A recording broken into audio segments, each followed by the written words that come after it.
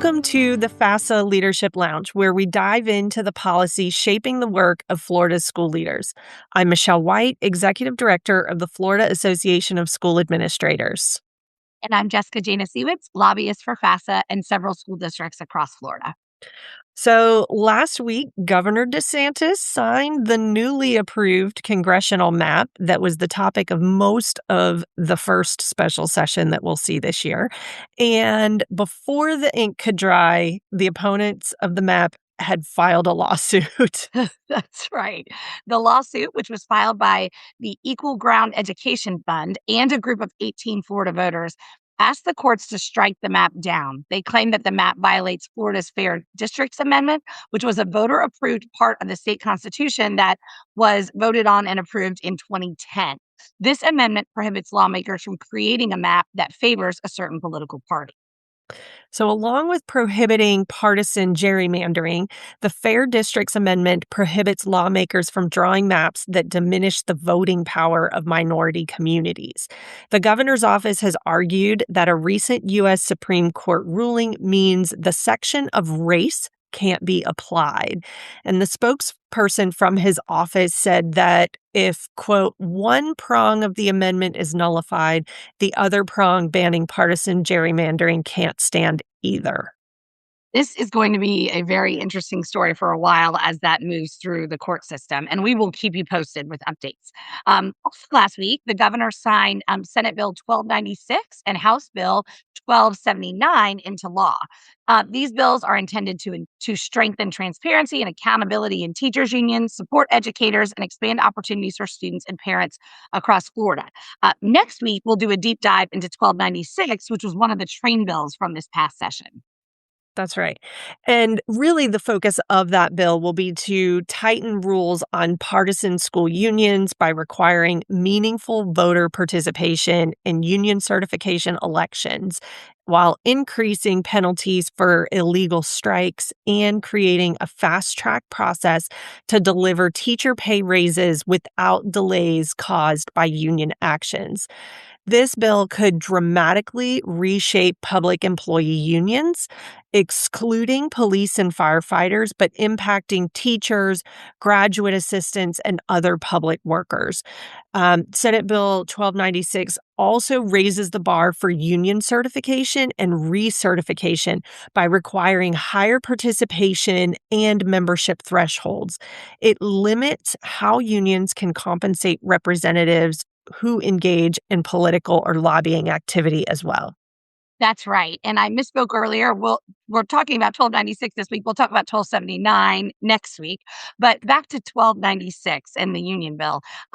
Supporters argue that the changes will improve accountability and ensure unions have true buy-in from the workers. Critics, including union leaders and Democrats, say the law creates unequal treatment between public safety and non-public safety unions, but potentially violating constitutional rights to collective bargaining and free speech. And the basis for that is the fact that the bill does carve out those public safety unions, so police and firefighters, et cetera. The legislation has been sent to Governor Ron DeSantis, and he signed it, and it's expected it will become law on July 1st. I think this is another area where we will probably see some legal challenges moving forward. Absolutely. So, speaking of unions, a legal fight over how Florida funds education is headed back to familiar ground. This week, the Florida Education Association and 7 parents filed a lawsuit in Leon County arguing that the state's current mix of public schools, charter schools, and private school vouchers does not treat all taxpayer-funded education equally. The lawsuit says Florida's Constitution requires a uniform public school system and claims that standard isn't being met when traditional public schools face far more regulations than charter schools, and private schools receiving these vouchers face even fewer requirements at all. Supporters of the lawsuit point to about $5 billion a year that's spent on vouchers for more than 500,000 students as public school funding and teacher pay lag behind inflation. State education officials strongly disagree. They call the lawsuit frivolous and saying that Florida remains focused on expanding educational options for families. The case somewhat echoes the 2006 Florida Supreme Court ruling that struck down an earlier voucher program, which is a decision that could potentially shape what happens next with this. Yeah, and the DOE, of course, has been busy as well. Last week, they announced the release of the framework for the Florida Advanced Courses and Tests, otherwise known as FACT, the U.S. history course in particular, which is a Florida developed alternative to the advanced placement test. So the FACT US History course delivers a rigorous, comprehensive exploration of American history and represents a significant step forward in expanding that high quality acceleration opportunities for Florida students from Florida leadership and educators. Florida continues to lead the way in expanding access to rigorous, high quality advanced coursework for all students, said the commissioner this week. The fact U.S. history framework underscores our commitment to instruction grounded in the full scope of our nation's history while ensuring materials are free from ideological basis or indoctrination. The FACT courses were established through House Bill 1537 and signed into law by Governor DeSantis in 2023. And the goal was to create an additional acceleration pathway for students. The framework is for the pilot course, or the framework for the pilot course is available at the website. We'll make sure that that's in the podcast notes so you can take a look at what it really entails.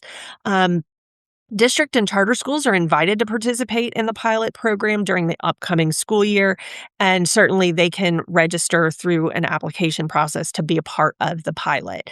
The deadline for that pilot program has been extended until May 18th, so there's still time for schools and districts that want to try it out. And there's also another interesting story that came out last week. Florida is becoming the first state in the nation to test drone technology as part of school security, with Deltona High School and Volusia County leading a new pilot program. About 40 drones are being deployed on campus to quickly locate potential active shooters within about 15 seconds and use non lethal distractions such as flashing lights and loud sounds while first responders are on the way.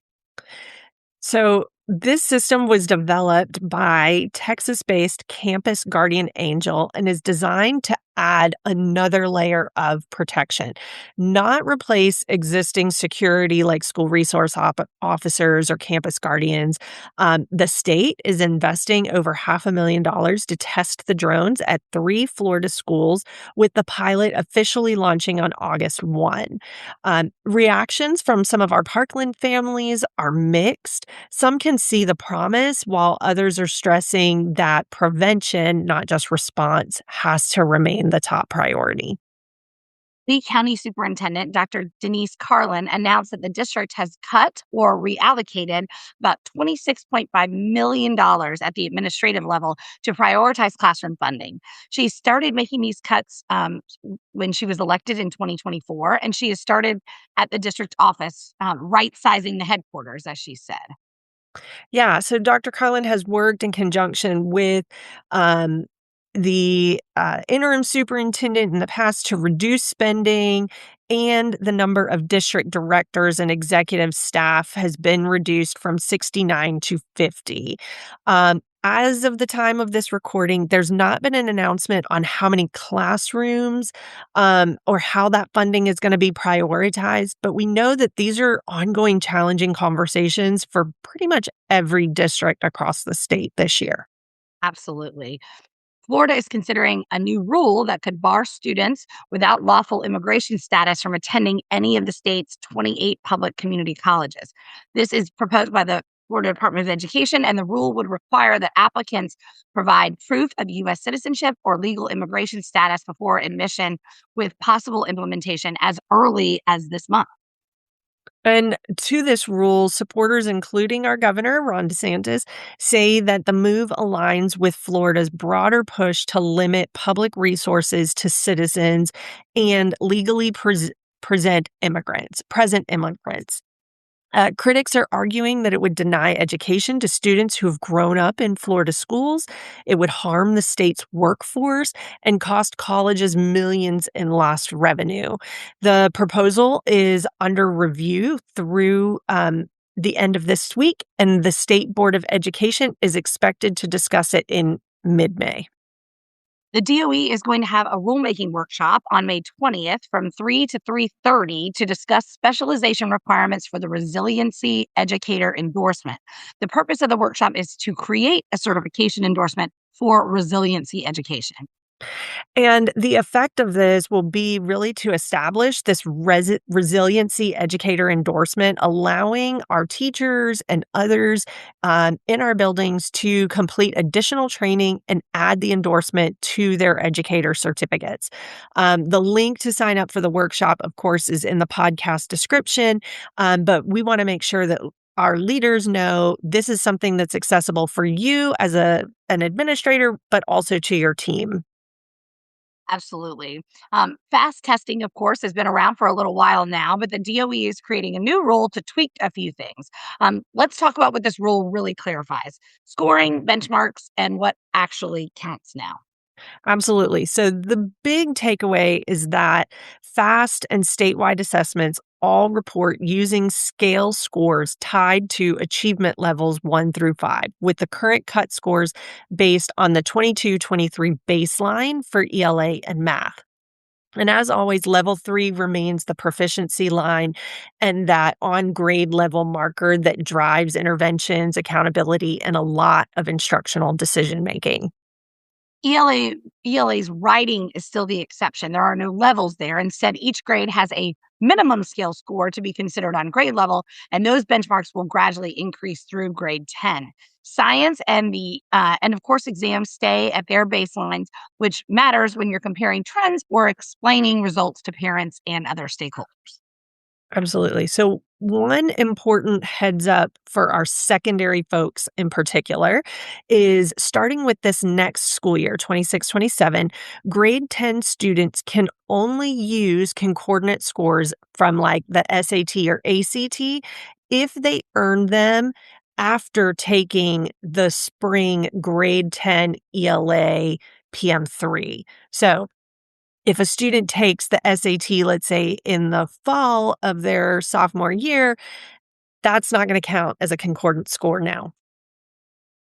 Okay. So overall, this rule doesn't reinvent the fast. It tightens alignment, it reinforces some of those level 3 expectations, and it closes a few loopholes that we've been watching. Once again, stay tuned because we'll keep you updated on this rule's progress.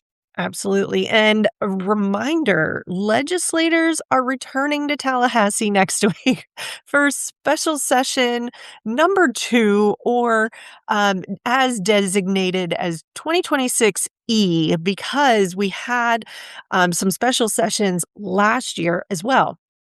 What they're calling it um, is not as important as what they're working on, the state budget. Yes, that's right. And this one will probably take a while to finish. The session is scheduled to go from May 12th through the 29th. Um, that's because those two chambers, the House and the Senate, are still a long way from agreeing on the budget.